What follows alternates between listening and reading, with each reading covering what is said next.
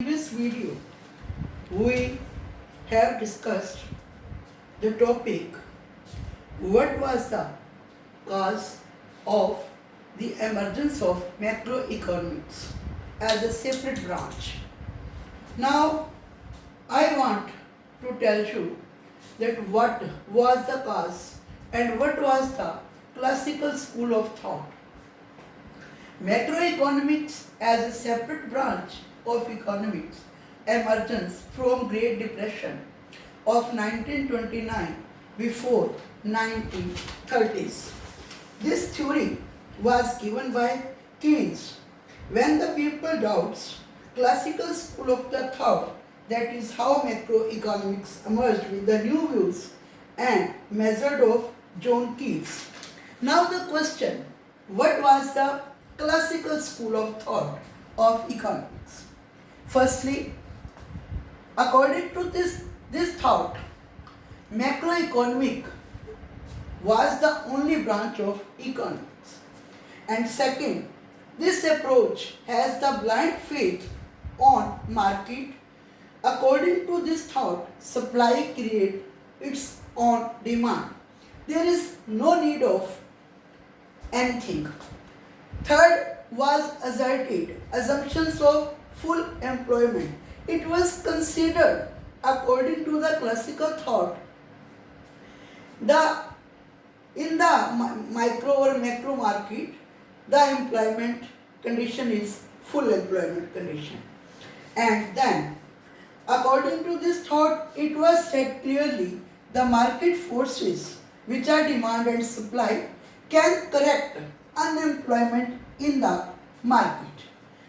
Then the policy which is adopted by this thought was laissez-faire. Laissez-faire is a French term which means free, without any interruption or the no government intervention. But during the depression, it was found that market forces, demand and supply, were not able to correct massive unemployment. Supply could not create its own demand. Classical thought of school broke down. This was the condition in 1929 to 1930. Now, John Keynes gave some suggestions. Now the question is that what was the John Maynard Keynes' view regarding the depression, and what did he suggest to remove the depression from the economy?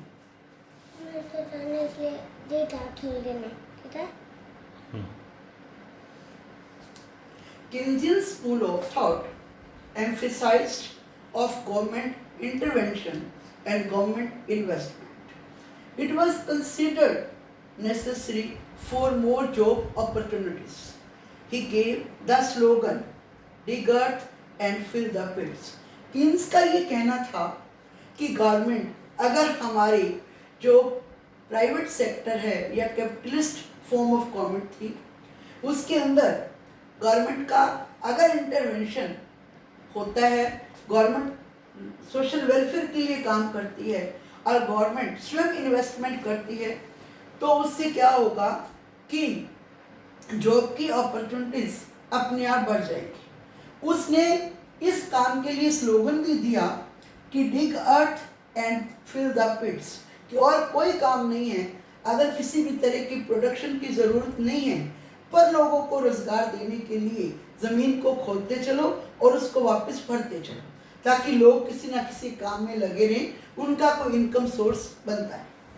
According to him, role of government can create employment opportunities and pull up aggregate demand. During advent of Great Depression, macroeconomics emerged as a separate branch of economics. Macroeconomics helps in studying broader concept of employment, prices and output. Now I am discussing the basic concepts of macroeconomics. The first concept of macroeconomics is goods. We all of us are surrounded by the variety of goods.